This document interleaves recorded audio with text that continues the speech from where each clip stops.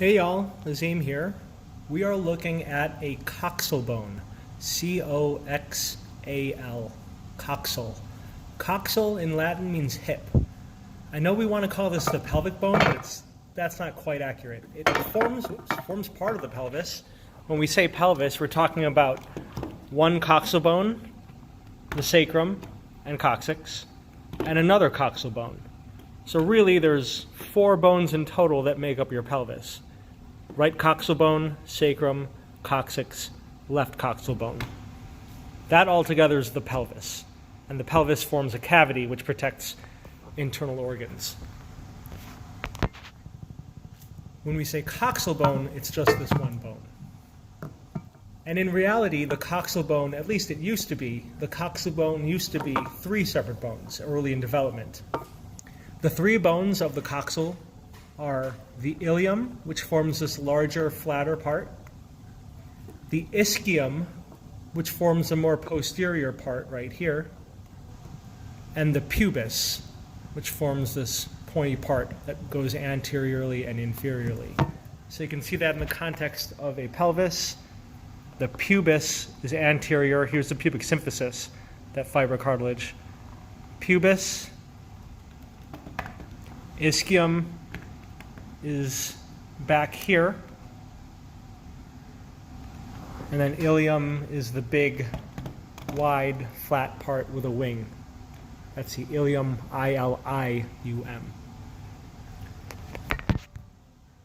But all those bones fuse together. Ilium, ischium, and pubis, pubic bone, they all fused together. So these are synostoses, bone-to-bone joints. They merged together. All right, how do we figure out which side is which? We have one coxal bone, we have another coxal bone here. One of them is left, one of them is right. How do we know which one's which? First thing that I look at is the acetabulum. Look at the acetabulum. This is lateral and inferior. If we look at the acetabulum on a skeleton here, right here, lateral and inferior, so that the femur head can fit in. This is your hip socket, acetabulum. So over here we have our acetabulum. This is lateral and a bit inferior. Another thing that we can look at, look opposite side of the acetabulum, is over here. This is the auricular surface, A-U-R-I-C-U-L-A-R, auricular surface. It's shaped like an ear. What this auricular surface is for articulating with the sacrum. That's why it's so rough looking. It's articulating with the sacrum. So that's medial and a bit posterior. Medial, posterior, so this is the posterior side. Lateral and a bit inferior. If this is posterior, then this side is anterior. This little protrusion here, this is the pubis then. This is anterior.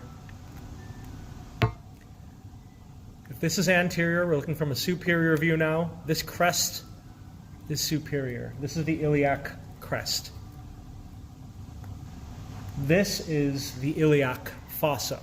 I know it's smooth on this side too, but this is the lateral part. We want to look at the inner medial part and pointing more anteriorly. This is the bowl that makes up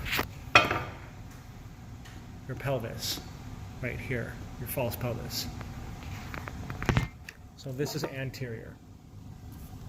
So once again, anterior, medial, superior, lateral over here, inferior. This is the right coxal bone. This is the left, and you can see how the sacrum would fit in the middle. One really simple way to figure out which bone is which, remember our auricular surface and how the pubis kind of points anteriorly? Pretend this is one of those old school phones that probably none of you use anymore. You put the auricular surface up to your ear, and you speak into the pubis. If it works out, nope, that's pointing the wrong way. Hello, can you hear me? Yeah. This is the right coxal bone. It fits nicely along the head. This happens to work that way. Here's the right coxal bone. Some more important features that you should know for the coxal bone. I mentioned a few already.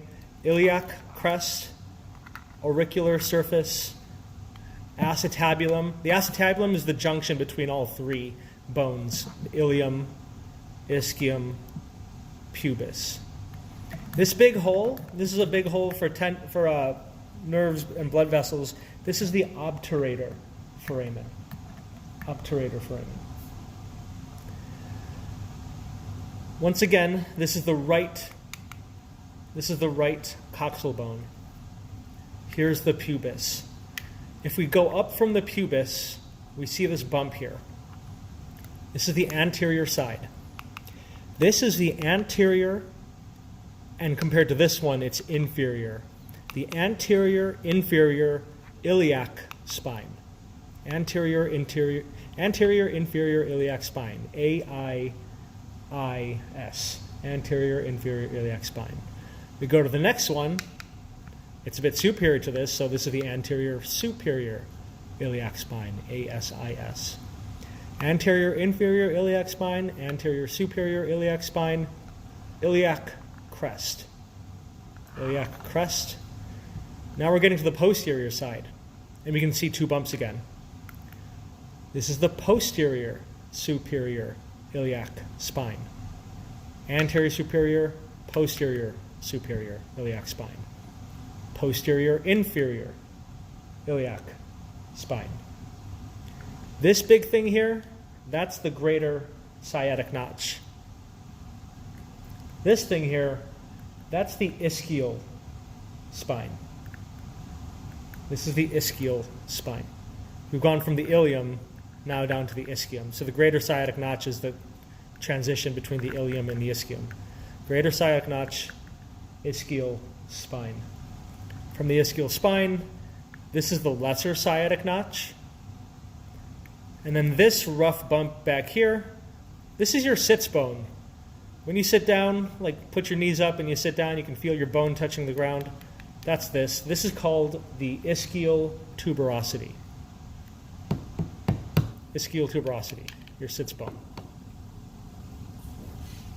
Once again, and let me start even earlier. Where the two pubic bones come together, that's the pubic symphysis. And that's the fibrocartilage that brings everything together. There's a lot of stress here because the two coxal bones are pushing in on each other. Pubic symphysis, fibrocartilage. So this is where the pubic symphysis is. We go up on the anterior side, anterior inferior iliac spine, anterior superior iliac spine, iliac crest, posterior superior iliac spine, posterior inferior iliac spine, greater sciatic notch, ischial spine, lesser sciatic notch, ischial tuberosity. This whole wing, like this whole thing, I know that this is the fossa, the iliac fossa, but this whole thing can be referred to as the ala. A-L-A, that just means wing. So this is the wing portion of the ilium. And don't forget our little trick. If this is the right, then this is the left. We can confirm that by talking on the phone with it.